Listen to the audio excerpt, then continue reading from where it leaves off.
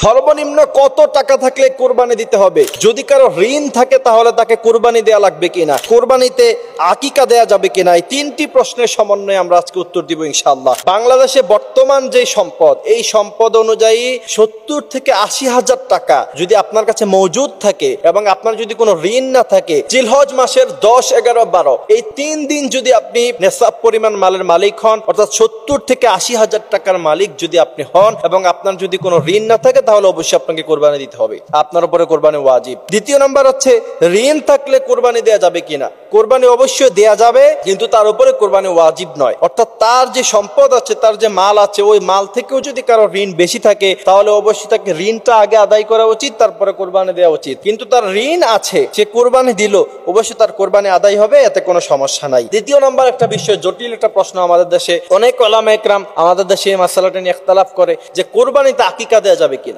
আকিকার বিষয়টা কি? আকিকার বিষয় হচ্ছে বাচ্চা জন্ম হওয়ার 7 দিনের মাথায় আল্লাহর হাবিব সাল্লাল্লাহু আলাইহি ওয়াসাল্লাম আকিকা দিতে বলেছেন। একটি মেয়ের জন্য একটি বকরি, একটি ছেলের জন্য 2টি বকরি। এটা হচ্ছে আকিকার মূল নিয়ম এবং সেদিন আপনি তার নাম রাখবেন, এটা সুন্নাহ সিস্টেম। কোন কারণে আপনি 7 দিনের মাথায় পারলেন না, 2 মাস 3 মাস পরে কোরবানি আসলো, তাহলে একটা গরুতে 7টি নাম দেয়া যায়। অনেক উলামা ইকরাম বলেছেন যে 7টি নামের জায়গায় যদি মেয়ের জন্য আকিকা তাহলে 1টি নাম, আর যদি ছেলের জন্য আকিকা হয় তাহলে 2টি নাম যদি দিয়ে দেয় তাহলে আকিকা আদায় হয়ে যাবে। তবে অনেক উলামা ইকরাম এটাকে আবার ইখতিলাফ করেছেন যে না, কুরবানিতে আকিকা দেয়া যাবে না। কিন্তু উলামায়ে হানাফ যারা হানাফি মাযহাবের অনুসরণ করেন, তাদের অধিকাংশদের মতই হচ্ছে কুরবানিতে আকিকা দেয়া যাবে। সুতরাং যারা হানাফি মাযহাবকে অনুসরণ করেন, আপনারা কুরবানিতে যদি আকিকা দেন তাহলে আকিকা আদায় হয়ে যাবে ইনশাআল্লাহ।